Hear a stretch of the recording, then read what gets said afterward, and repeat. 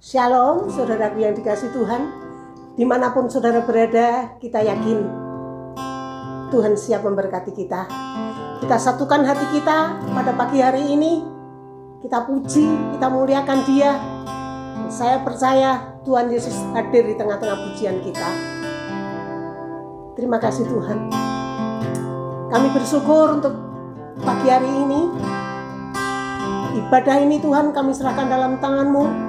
Dari awal, pertengahan hingga akhirnya, kami percaya Tuhan, pujian kami boleh menjadi tupa yang harum di hadapan Tuhan. Bahkan kami berdoa Tuhan, untuk hamba-Mu yang menyampaikan kebenaran firman-Mu, Tuhan urapi dengan urapan yang khusus, sehingga setiap kebenaran firman-Mu Tuhan, mampu memberkati setiap pendengar yang ada, jemaat-Mu yang ada pada pagi hari ini. Yang letih lesu dikuatkan Tuhan, yang sakit disembuhkan, yang susah dihiburkan. Bahkan kami berdoa di dalam nama Yesus, yang terikat dilepaskan. Terima kasih Bapa, terpujilah nama-Mu. Di dalam berkat nama Yesus, kami mulai ibadah kami pada pagi hari ini. Amin.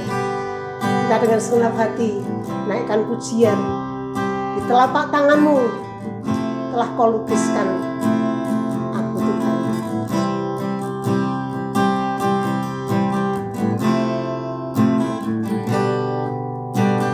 Di telapak tangan-Mu lukis namaku, di dalam genggaman-Mu seluruh hidupku.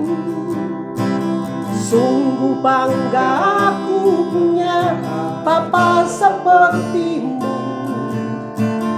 yang tak pernah melupakanku. Di tengah badai hidup Kau menemaniku, di atas gunung batu Kau bawa diriku. Sungguh bangga aku punya Bapa seperti-Mu, yang tak pernah meninggalkanku. Menyatakan Engkau Tuhan di hidupku, Tuhan di setiap ucapan dan perbuatanku. Menyatakan Engkau Tuhan di hidupku, Tuhan yang selalu ku sembah di setiap nafasku. Kita naikkan sekali lagi. Di telapak tangan-Mu Tuhan telah Kau lukiskan hidupku.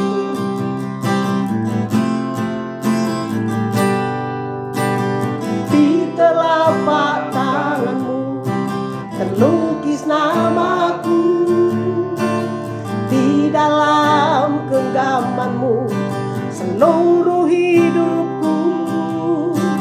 Sungguh bangga aku punya Bapa seperti-Mu, yang tak pernah melupakanku.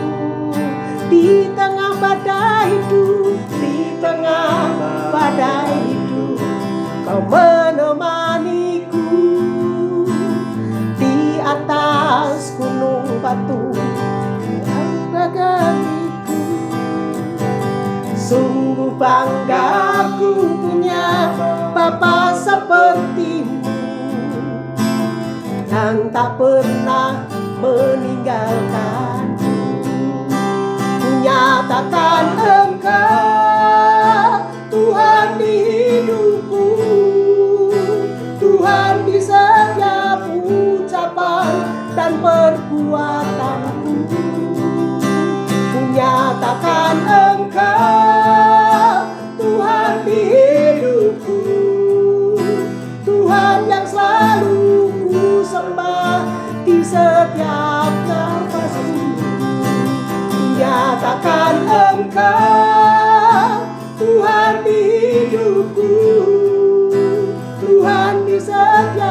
ucapan dan perbuatanku. Ku nyatakan Engkau Tuhan di hidupku, Tuhan yang selalu ku sembah di setiap nafasku. Nyatakan Engkau Tuhan di hidupku, Tuhan di setiap ucapan dan perbuatanku. Amin.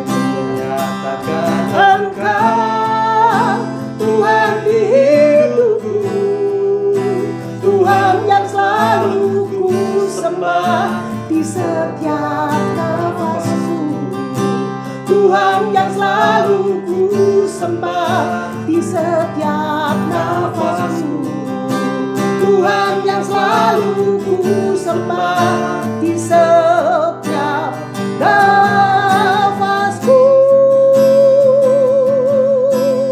Oh haleluya, terpujilah namamu Tuhan. Uralaya takala pasikiara lambo. Kami sembah Engkau Tuhan, kami muliakan Engkau, kami tinggikan Engkau Tuhan. Engkaulah yang besar Tuhan, Engkaulah yang dahsyat, Engkaulah yang ajaib. Haleluya, terima kasih Tuhan. Uralaya takala pasikiara lambo. Biarlah kami terus memuliakan Engkau Tuhan, biar hati kami bermazmur bagimu. Engkau perisai kami Tuhan, Engkau tanduk keselamatan kami. Oh rapatakara pasikiara lambo. Kami sembah Engkau Tuhan, kami muliakan Engkau Tuhan, kami tinggikan Engkau. Ilalaya takara pasikiara lambo. Haleluya, terima kasih Tuhan, Kau baik bagimu, Kau baik bagi umat-Mu Tuhan. Haleluya. Irawaya takara lamaya sikiara lambo. Segala pujian hanya bagimu Tuhan, segala hormat syukur hanya bagi Engkau Yesus. Purana takara lamaya. Terima kasih Tuhan, Kau baik bagi kami, Kau baik bagi umat-Mu Tuhan. Haleluya, haleluya, haleluya. Ya rapatakara lapasando. Segala pujian hanya bagi-Mu Tuhan, segala hormat syukur hanya bagi Engkau. Haleluya. Saudaraku yang dikasihi Tuhan, saya percaya Tuhan ada di tengah-tengah kami, dan Tuhan rindu memberkati setiap kami yang ada pada pagi hari ini.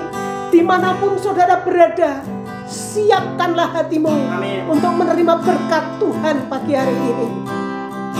Apapun yang terjadi saudaraku, pada masa pandemi ini, banyak orang yang susah, banyak orang yang menderita. Namun saya percaya di balik penderitaan ada berkat yang melimpah. Tiara patakara pasi kiara, tiara lama-lama takara lapasi. Haleluya.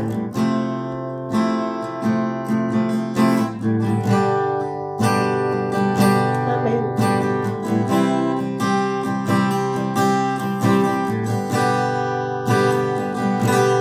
Jalan hidupku tak selalu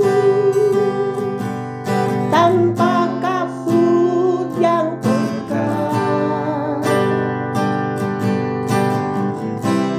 namun kasih-Mu nyata padaku pada waktu-Mu yang tepat, seperti pelangi sehabis hujan. Itulah janji setiamu Tuhan.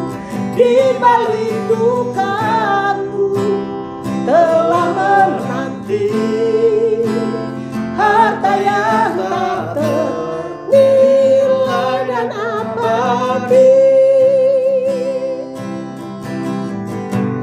Mungkin langit pun tampak suram.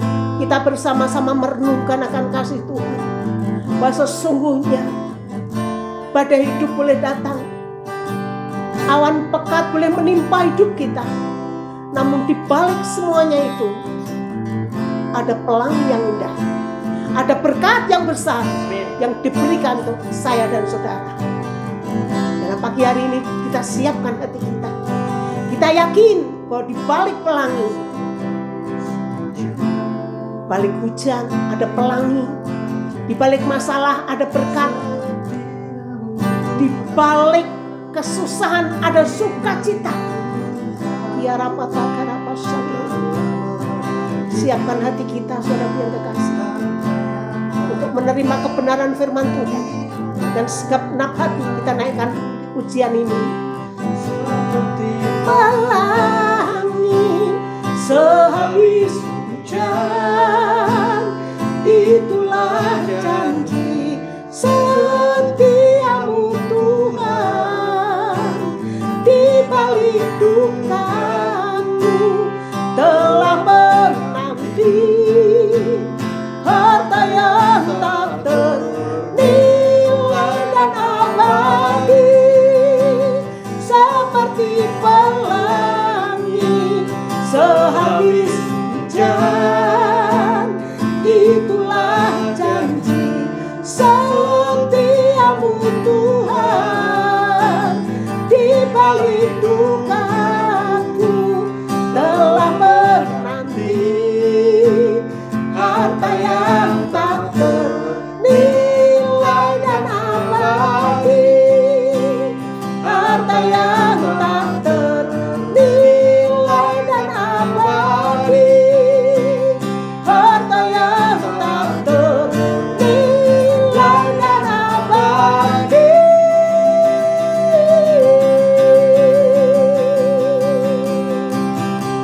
Mari kita berdoa bersama-sama. Waktu dan tempat saya serahkan kepada hambanya yang ingin menyampaikan kebenaran firman Tuhan. Mari Bapak Ibu Saudara, kita siapkan hati kita di dalam doa. Bapak, makasih Tuhan untuk saat ini, untuk kasih anugerah Tuhan dalam hidup kami ya Bapak. Kalau sebentar Tuhan, kami akan dengar firman-Mu, jadikan tanah hati kami tanah hati yang baik, supaya firman-Mu boleh berakar, bertumbuh, berbuah berkali lipat dalam hidup kami. Dalam nama Tuhan Yesus, haleluya, amin. Bapak Ibu Saudara, kita akan lihat di dalam kitab Kejadian, pasal yang ke-11, ayat 1-9. Nah, kita akan lihat di sini, adapun seluruh bumi, satu bahasanya dan satu logatnya. Maka berangkatlah mereka ke sebelah timur dan menjumpai tanah datar di sini ya. Lalu menetaplah mereka di sana. Mereka berkata seorang kepada yang lain, marilah kita membuat batu bata dan membakarnya baik-baik. Lalu batu bata itu kita pakai sebagai batu tegala-gala sebagai tanah liat. Juga kata mereka, marilah kita dirikan bagi kita sebuah kota dengan sebuah menara yang puncaknya sampai ke langit. Dan marilah kita cari nama, supaya kita jangan terserak ke seluruh bumi. Lalu turunlah Tuhan melihat kota dan menara yang didirikan oleh anak-anak manusia itu. Dan ia berfirman, mereka ini satu bangsa, dengan satu bahasa untuk semuanya. Ini barulah permulaan usaha mereka. Mulai sekarang, apapun juga yang mereka rencanakan, tidak ada yang tidak akan dapat terlaksana. Baiklah kita turun dan mengacau balukan di sana bahasa mereka, sehingga mereka tidak mengerti lagi bahasa masing-masing. Demikianlah mereka diserahkan Tuhan dari situ ke seluruh bumi, dan mereka berhenti mendirikan kota itu. Itulah sebabnya sampai sekarang nama kota itu disebut Babel, karena disitulah kacau balukanlah Tuhan bahasa seluruh bumi, dan dari situlah mereka diserahkan Tuhan ke seluruh bumi. Nah, Bapak Ibu Saudara, pada waktu tanggal 15 April 1912, ada seorang yang bernama Thomas Andrew. Thomas Andrew ini dia merancang sebuah kapal yang besar, dan dia bahkan mengatakan bahwa kapalnya itu tidak akan pernah bisa tenggelam sekalipun Tuhan yang melakukan tidak akan bisa menenggelamkannya. Ternyata pada tanggal itu dia rilis kapalnya, dia akhirnya membuat kapalnya itu berlayar. Dan tepat juga tanggal itu dirilis, tanggal itu juga kapalnya mengalami kecelakaan dan tenggelam. Bapak Ibu Saudara mungkin tahu kapal ini bernama Titanic. Dan kalau kita tahu bahwa kapal Titanic dibuat oleh seseorang dengan motivasinya menyombongkan diri. Dan akhirnya dia pun mengalami kehancuran kapal itu. Nah, kalau kita lihat di Menara Babel ini, kita bisa belajar 3 hal di dalam Menara Babel ini. Ternyata kalau kita tahu bahwa mereka membangun sebuah menara yang tinggi. Dan Tuhan tidak suka itu. Bukan oleh karena bangunannya, tapi oleh karena motivasinya. Kalau kita lihat di sini, ada banyak, bahkan di negara-negara Dubai dan lain-lain, ada banyak bangunan tinggi. Tuhan tidak meruntuhkan itu. Bukan bangunannya, tetapi motivasi hatinya. Kita mau lihat 3 hal di dalam motivasi hati manusia itu. Di dalam Kejadian yang pasalnya, kita lihat di Kejadian 11 itu, pasal yang keempat. Dikatakan, juga kata mereka, marilah kita dirikan bagi kita sebuah kota dengan sebuah menara yang puncaknya sampai ke langit. Yang puncaknya sampai ke langit. Kalau kita ketahui, kata langit di sini memakai kata samayim. Artinya itu adalah surga. Jadi keinginan manusia itu ingin mencapai surga. Manusia ingin menyamai Tuhan. Dan Tuhan tidak suka tentang itu. Kalau kita lihat juga, ada banyak kekristenan sekarang pun membangun Menara Babel dengan motivasinya adalah dia ingin menyamai Tuhan. Mungkin kita tidak sadar bahwa kebanyakan orang-orang Kristen saat ini didoktrin bahwa mereka itu bisa sama kayak Tuhan. Contohnya ya, kalau kita lihat ada banyak orang Kristen mengatakan kalau kamu berdoa, klaim aja, kamu pasti bisa dapatkan. Tapi kalau kita lihat, sebetulnya betul kita itu punya iman. Tetapi di atas iman itu ada kehendak Tuhan. Tidak bisa kita asal klaim-klaim aja. Ada orang mengajarkan pada waktu itu pernah sama saya, Pak Oi, kalau kamu mau mobil, doakan klaim dalam nama Tuhan Yesus, pasti nanti dapatkan. Loh, kalau saya tidak kerja, saya tidak punya uang, sampai kapanpun saya tidak akan bisa dapatkan itu.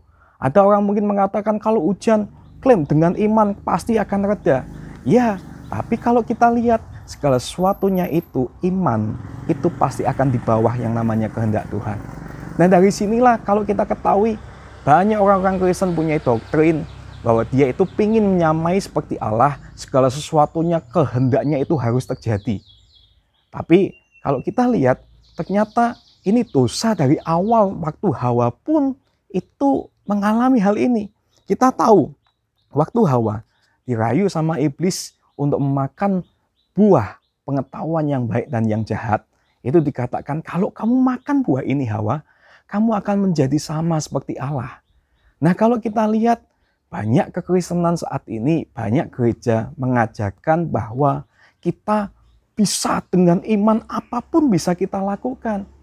Itu kita menjadikan diri kita seperti pada waktu orang membangun Menara Babel. Kita itu pingin jadi seperti Allah. Apapun yang kita inginkan asal dengan iman semua pasti didapatkan. Ingat, Tuhan tidak suka itu. Di atas imanmu ada yang namanya kehendak Tuhan. Amin. Lalu yang kedua, yang kalau kita lihat di sini dikatakan di ayat 4 yang B, setelah mendirikan kota yang menaranya sampai ke langit, dikatakan dan marilah kita cari nama. Dan marilah kita cari nama. Nah, kalau kita lihat kata cari nama ini membuat banyak orang itu menginginkan sebuah pengakuan. Aku harus punya nama. Nah, ini pun yang terjadi di dalam pelayan Tuhan, bahkan hamba-hamba Tuhan, mereka sekedar melayani tapi untuk mencari nama saja. Mereka melayani untuk mencari nama, mencari popularitas, mencari pencitraan dan segala sesuatunya. Nah kalau kita tahu, ini sangat bahaya sekali. Kalau kita melihat juga, banyak orang mengatakan, kalau pelayananku itu lebih hebat daripada pelayanan gereja A ataupun gereja B. Beberapa orang makanya membuat sebuah sinode gereja dan lain-lain karena cuma untuk mencari nama, memegahkan sinodenya, memegahkan gerejanya, bukan untuk memuliakan nama Tuhan. Ada beberapa, saya pernah mendengar juga beberapa orang pada waktu mereka melayani Tuhan saat-saat ini, mereka bukannya untuk mencari hadirat Tuhan, tapi kalau kita lihat ada banyak aturan-aturan gereja. Kalau kamu melayani, pakaianmu harus kayak gini, sepatumu harus kayak gini. Kamu melayani, jangan lupa ya, make upmu harus kayak gini dan segala sesuatunya. Alasannya kenapa? Mereka pakai ayat. Katanya memang Tuhan melihat hati, tapi kan manusia melihat rupa. Nah, pertanyaannya saudara, kalau kita terlalu fokus untuk dilihat manusia, otomatis siapa yang kita layani? Manusiakah atau Tuhan? Memang pakaian, make up dan segala sesuatunya itu baik, tetapi cuma sewajarnya aja. Yang penting rapi dan segala sesuatunya. Dan beberapa orang mengakibatkan, saya mendengar beberapa anak-anak yang melayani, akhirnya mereka juga pada waktu mereka mau melayani, mereka tidak persiapkan hati mereka untuk Tuhan, tapi mereka malah bingung, aku harus pakai apa, make upku gimana, dan segala sesuatunya. Dan pada waktu mereka di panggung, kadang mereka sendiri mengatakan, aku kadang melihat kok sebelah singgaku kok lebih keren dan segala sesuatunya. Mereka tidak lihat tentang Tuhannya. Itulah yang dikatakan mencari nama, membuat yang namanya Babel itu dalam hidup mereka. Nah, kalau kita lihat di sini juga, ada banyak orang mengatakan, komselku lebih baik, mungkin gerejaku lebih baik, sinagogeku lebih baik. Kalau kita tahu kita sedang membangun sebuah menara Babel itu. Yang perlu kita ketahui, Tuhan tidak suka itu. Karena Tuhan menginginkan bukan kita yang cari nama, kita yang memuliakan nama Tuhan, bukan kita yang mencari nama untuk sebuah keagungan. Baik pribadi kita, gereja kita, bahkan sinode pun kita tidak boleh yang namanya lebih-lebihkan daripada Tuhan. Ingat, segala sesuatunya itu milik Tuhan. Bahkan kadang kita membanding-bandingkan, ini domba milikku, domba milik siapapun. Kalau kita ketahui bahwa segala sesuatunya itu milik Tuhan, kalau kita menjangkau dan segala sesuatunya bukan untuk gereja, bukan untuk organisasi, tetapi untuk Tuhan, yang perlu kita ketahui. Amin. Lalu yang ketiga, yang kita lihat di sini, yang ke-C itu dikatakan, setelah katakan cari nama, supaya jangan terserak ke seluruh bumi. Nah, kata supaya jangan terserak ke seluruh bumi ini sangat bertentangan dengan Kejadian 9 ayat 1, dikatakan waktu itu Tuhan menginginkan untuk mereka itu berpencak, penuhi seluruh bumi. Bahkan Tuhan ngomong juga sama Adam sama Hawa, beranak cuculah, penuhilah seluruh bumi. Bukan untuk berkumpul di satu tempat itu. Nah, kalau kita lihat di sini, ada banyak orang Kristen itu cuma sekedar mereka ingin kumpul satu sama lain, terang dengan terang, tapi tidak mau menerangi yang lain. Itu yang namanya melawan yang namanya kehendak Tuhan. Banyak di antara kita, baik kita gereja secara pribadi atau gereja secara organisasi, kita tidak mau menjadi terang bagi orang lain, bahkan kita cuma maunya ya kumpul seperti itu. Tapi kalau kita tahu bahwa ibadah sebenarnya itu bukan hari Minggu, Bapak Ibu. Minggu itu cuma pertemuan raya, merayakan kemenangan hidup kita. Ibadah sebenarnya yaitu pada waktu setelah selesai engkau keluar dari gedung gerejamu, itu adalah ibadahmu. Bagaimana engkau di marketplace, engkau di sekolah, engkau ada mungkin di masyarakat dan lain-lain, itu ibadahmu. Dan itulah yang Tuhan inginkan, terserak, penuhi seluruh bumi. Terangmu menerangi yang gelap, bukan cuma ada di dalam gedung gereja. Nah, kebanyakan kita lihat ada banyak mungkin beberapa bahkan gereja tidak mau melayani di desa-desa, mereka lebih ke arah kota. Kalau kita tahu ini, Tuhan sangat tidak suka. Nah, makanya kalau kita ketahui banyak di Indonesia, bahkan di negara-negara lain, gereja yang membangun menara Babelnya, dia tidak akan kuat, Tuhan tidak suka, dan pasti akan yang namanya terpecah. Tuhan akan kacaukan bahasanya. Seakan-akan bahasanya seperti ini, Tuhan akan kacaukan bahasanya itu dalam artian, wah tujuanku beda, visiku beda, akhirnya mereka pecah. Kenapa kok seperti itu? Kadang saya punya pemikiran, Tuhan, kenapa gereja-gereja yang sudah besar, kenapa kok Tuhan pecahkan? Karena Tuhan ternyata pada waktu saya membaca ayat ini, Tuhan menginginkan, karena saat ini banyak gereja dan orang Kristen membangun menara Babelnya. Mereka menyombongkan kekuatannya, mereka mengingini seperti Tuhan, mereka membuat, dalam artian membuat nama, merek, karena mereka lebih mengunggulkan merek, nama gereja. Itu yang Tuhan tidak suka. Dan saya pernah berapa kali banyak orang mendengar seperti ini, hamba-hamba Tuhan. Ini loh, di kota A, itu banyak orang menginginkan gereja merekku. Karena gereja merekku ini pasti akan bisa menyelamatkan. Emang gereja yang lain tidak menyelamatkan. Tapi saya katakan tidak ada gereja yang menyelamatkan. Cuma Yesus yang menyelamatkan.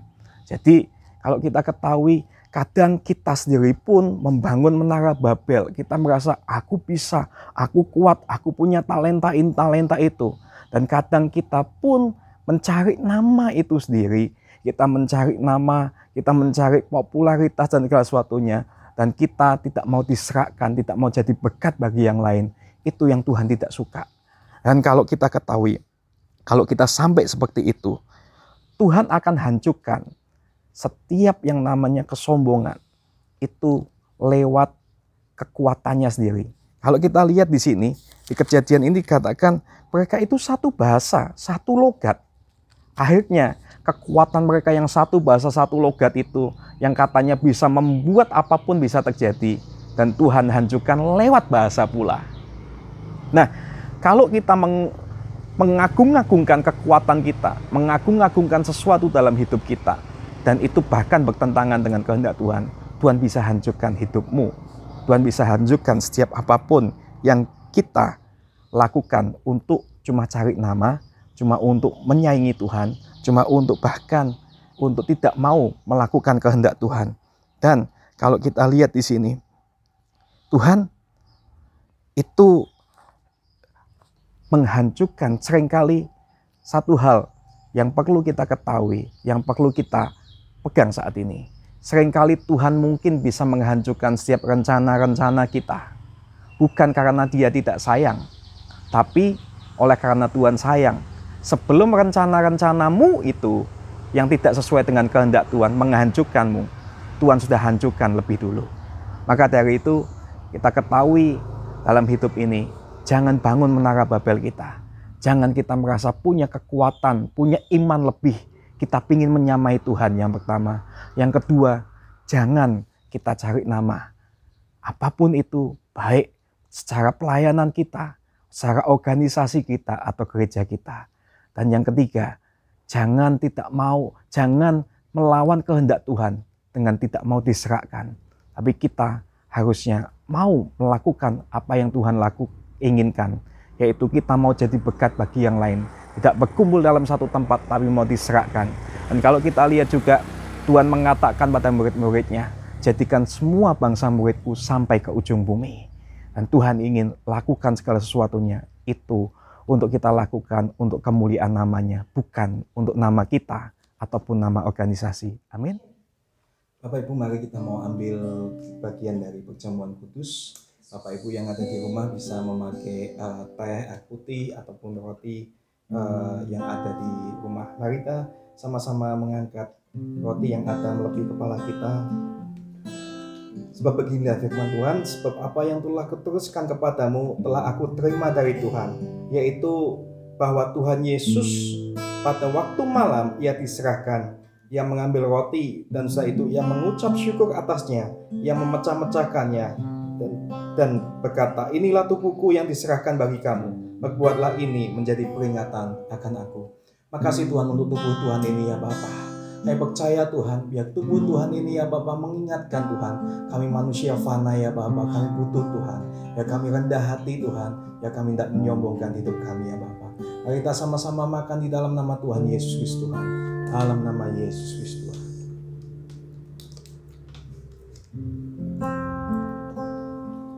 Mari kita siapkan anggur atau air yang ada. Kita mau angkat cawan yang ada melebihi kepala kita. Demikian juga ia mengambil cawan sudah makan. Lalu berkata, cawan ini adalah perjanjian baru yang dimateraikan oleh darahku. Perbuatlah ini setiap kali kamu meminumnya menjadi peringatan akan aku. Makasih Tuhan untuk setiap darah-Mu yang tercurah dalam hidup kami ya Bapa.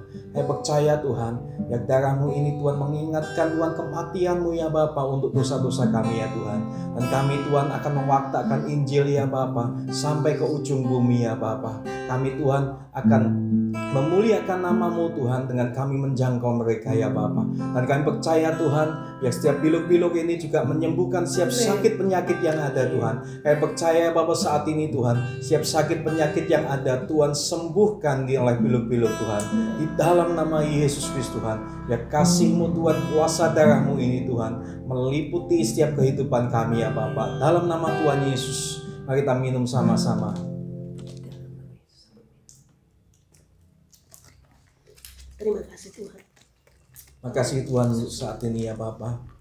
Makasih ya Bapa. Haleluya. Untuk kasih anugerah Tuhan. Mari jemaat Tuhan, nah kita bisa mengangkat tangan kita.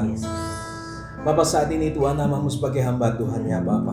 Memberkati setiap jemaat yang ada ya Bapa. Ya setiap jemaat yang ada Tuhan saat ini Tuhan belajar ya Bapa, mengandalkan Tuhan ya Bapa, merendahkan diri ya Bapa, memasyurkan nama Tuhan bukan memasyurkan nama diri sendiri ya Bapa. Dan mereka Tuhan, kami hamba-Mu Tuhan utus Tuhan untuk menjadi berkat Tuhan bagi sekeliling mereka ya Bapa, bagi masyarakat, tetangga, sekolah dan semuanya ya Bapa. Biar mereka Tuhan menerangi Tuhan, terserah ya Tuhan menjadi berkat bagi yang lain ya Bapa. Serahkan Tuhan di dalam tangan-Mu ya Tuhan. Persekutuan dengan Allah Bapa, Allah Putra dan Allah Roh Kudus dari sekarang sampai Maranatha.